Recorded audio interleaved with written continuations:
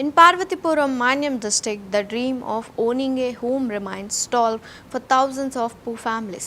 Nearly 1,983 Tidco houses were built in Parvatipuram and Salar constituencies during the previous government's tender, but beneficiaries are still living in rented houses. While the buildings stand completed, basic amenities like drainage, drinking water, and proper electricity connections are missing.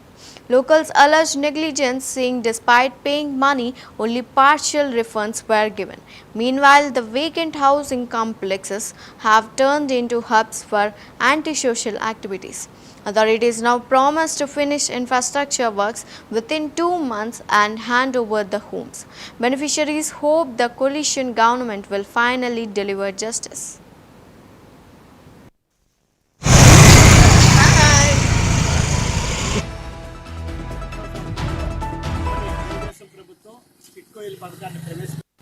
Parvathipuram Manyam జిల్లా కేంద్రంలో 2017వ సంవత్సరంలో అప్పటి తెలుగుదేశం ప్రభుత్వం టిట్కో ఇల్లు పథకాన్ని ప్రవేశపెట్టింది.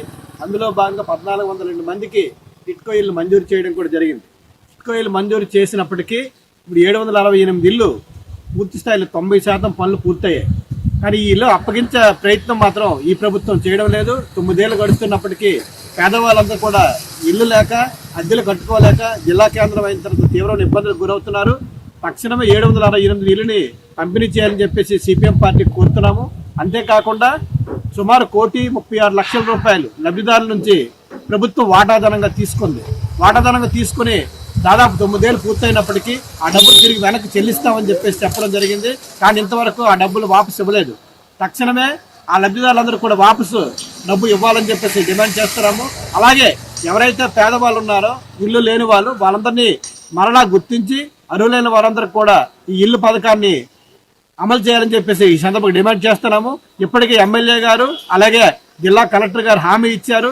నెల రోజుల్లో ఈ పూర్తయిన ఇల్లుని అప్పగిస్తామని, అలాగే షేర్ క్యాపిటల్ ఎవరైతే చెల్లించారో వాళ్ళందరూ కూడా తిరిగి చెల్లిస్తామని చెప్పేసి హామీ ఇచ్చారు.